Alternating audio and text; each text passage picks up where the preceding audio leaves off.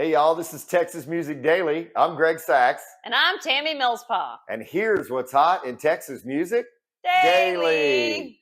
'Tis this season, y'all, so we are in our ugly sweater dress up. Wait. Oh, como se llama? Well, I think I have a Santa Claus on mine. Do I? Yes, and an elf. And an elf. I think it's from the Santa Claus. And a dune buggy. And a dune buggy. Well, you see a lot of red and green on us. So thus, those are the two colors of the Christmas season. Red for the Red Clay Strays and green for William Clark Green, because Galley Winter has put together a list of their favorites. And William Clark Green's Whole Lot of Lubbock was, I believe, the song of the year. And Red Clay Strays was also named the favorite artist. There you go, red and green, tying it all together. Okay. That's very Christmassy. It is very Christmassy. Though I would like to say Jesus Christ is the reason for the season. It's Absolutely. Not about red or green or Santa Claus. And we dress up in this fake thing to have fun. But just remember, Jesus is the reason. Yes. And Roger Creager apparently does piano shows around this time each year because, you know, he's an accomplished pianist. And be careful with that word. I know. So not only can he sing one of the most popular songs ever clear, but he can play the keys. And you want to impress me, Roger? How about Piano Man on the piano with a verse of Everclear included? Oh, there you go. Challenge accepted. Laid down. Bree Bagwell and Whiskey performed at a charity event for animals in Kerrville, and Whiskey was all dressed up, right? Yes. She was pretty? Oh, yeah.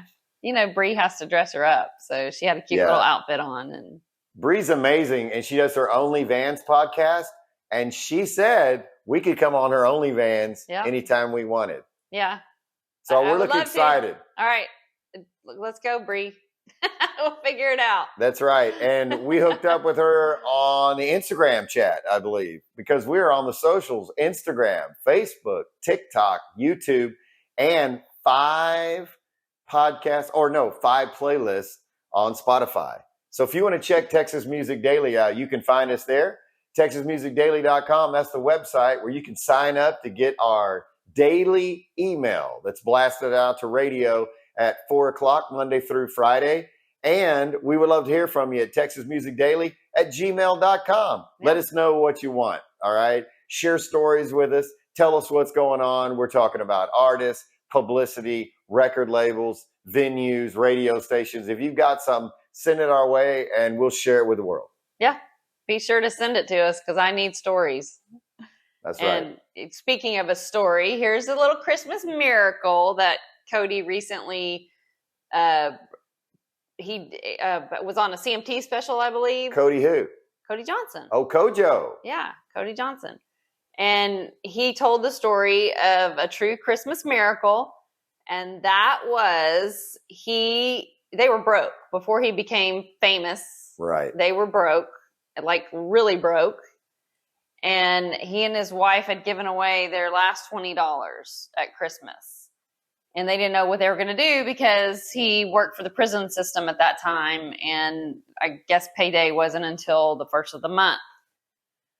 So they were driving home and the song If We Make It Through December came on. And they were just both crying and just not sure what they were going to do. And lo and behold, they get home. Now, back up, Cody had started his songwriting, had started submitting songs and all that. Well, they go and check the mailbox, and there were 2 checks in there totaling $5,000. Wow. From one of the songwriting agencies. I believe it was ASCAP. So what a blessing. That was a true Christmas miracle.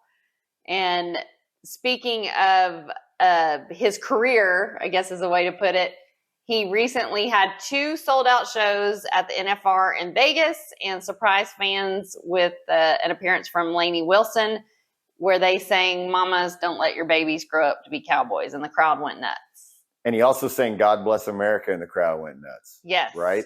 Because he always gives tribute to the first responders and our military in all of his shows. So he definitely he pays tribute to them, and he realizes how important they are for America. And so while we're telling Christmas stories, okay, every Christmas is a miracle because of the birth of Jesus. But we have some pretty funny Christmas stories, I guess. We do, me and you? Yes. Or the family? Yes. Well, the family. Okay. The family.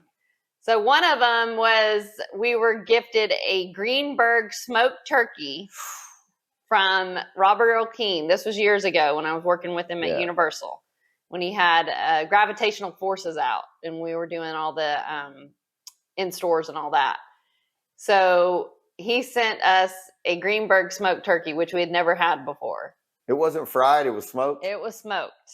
Thought it was fried I believe smoked. they're in Tyler, Texas, and we ordered those for a couple of years because they were just so good.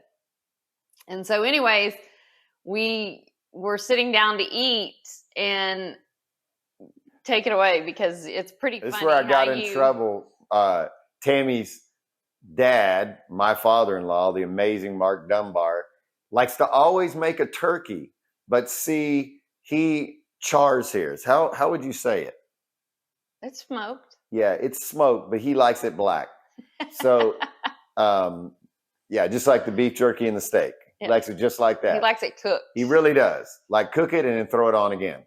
So he makes this turkey and he goes, "Hey, is this turkey really good?" And I said, "This turkey right here?"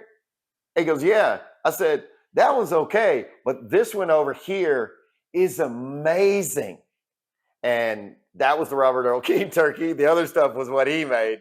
So I got in big time trouble. But Robert Earl Keen, you set us up, man. I got in trouble with my father-in-law, but that turkey was amazing. We'll never forget. I know that was 2010 or something. It was 2011. 2011. No.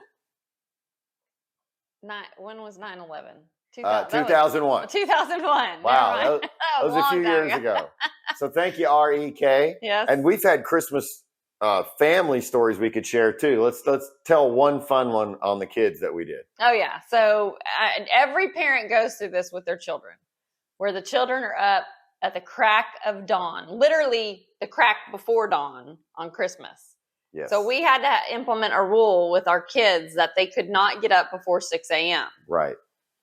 Because it was ridiculous, and they were excited. It's not ridiculous for kids. I know, but you couldn't get them up any other day at that time. But on Christmas, it's like some kind of, I don't know, it kicks in. So we had to implement a rule that they could not get up before 6. And so they would literally, I think, stay awake all night long, just so that Dylan they could. did with earbuds in he wasn't supposed to have. Yes. Dylan is our third of 4. He's 20 now. We got him good one year, and they did finally go to sleep, and we went and set all of their clocks back. I think 2 hours. It was 2 hours. 2 hours we set it back. So I was able to get up, get ready. I took a shower, fixed my hair, everything. And we finally went in there and woke them up like at 7, I think.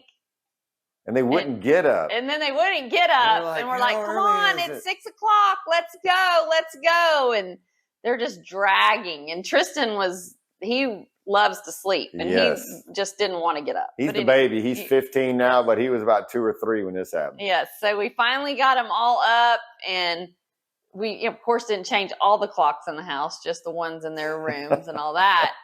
And they go and start looking at the clocks and realize that it was later than they thought, and they're like, what happened? We got them good, so we got to sleep. We got to actually get ready, be prepared, and look good for the family pictures that year. It was amazing. We slam dunked them on Christmas, so they never forgot it and or forgave us, and we couldn't do it again. It's a one-time only. Somewhere. We have the video. It's a one-time only. It's the same thing that I got to do with my kids, each one of them, 4 sons. One time I got to play the game called hide. Not hide and seek, but hide. They go hide, and it gives you about 5 or 10 minutes before they come out, right? And you got 5 or 10 minutes to clean up the house, tidy up, whatever. But hide only works one time, too. Hey, Cody Jinks has an acoustic show at Billy Bob's. It's tonight. If you're in Fort Worth, check it out. He says it's a one-of-a-kind show. Yep. He's taking it back to basics from what it sounds like, what he posted on socials. So. That's right. So our hometown boy, Cody Jinks, right outside Fort Worth, laying it down at Billy Bob's tonight, if you'll check that out. Yeah. And another Christmas story, because, thieves are very prevalent this time of year. And artists are not immune to being stolen, or where things are stolen from. And Wetzel actually was robbed. I don't know when it was. He didn't say when in this interview, but he was robbed. And it was a Rolex, cash, some shoes, and some other things that he was able to recover, everything except for the cash. But yeah, so artists aren't immune to having things stolen from them. We have seen a lot where artist trailers are stolen and that kind of thing. So he said most of it was returned so that it was all good, right. And he got it all handled. The good thing is when the police came, he was able to give them the directions, and he said that they took the high road out of there. Oh, goodness. Let's wrap it up. All right. So Saturday, ho, ho, ho. Saturday, Pat Green is performing before the Texas Longhorns playoff game in Austin. That's a big deal. It's against Clemson, spelled Clemson. But if you're from South Carolina, it's Clemson. Clemson, Clempsun. Clemson. So the Clemson Tigers and the Texas Longhorns have a big, huge game. Texas is ranked number 5 out of the 12 teams. So they're the highest ranked team playing this weekend. And they're going to light it up in Austin and play against Clemson. We'll see. And Pat Green's going to warm them up out there on the lawn before the game. Right. And don't forget the Texas Regional Radio nomination, or I should say the voting for the second round is going on right now. I believe it ends on the 28th. So get your votes in at trrma.net. So don't forget that. And then the 5 finalists from each round will go on to the final round of voting that begins in January. And the winners will be announced at the Texas Regional Radio Music Awards in March at Texas Live. It's an awesome thing, and I'm voting Tammy Millspaw for Texas Promoter of the Year. Okay, we don't have those categories. Oh, you don't? No. Okay, well, for this show, for the Texas Music Daily podcast, Promoter of the Year. Congratulations, Tammy. Thank you. All right, be sure to go out and support live Texas Music Daily.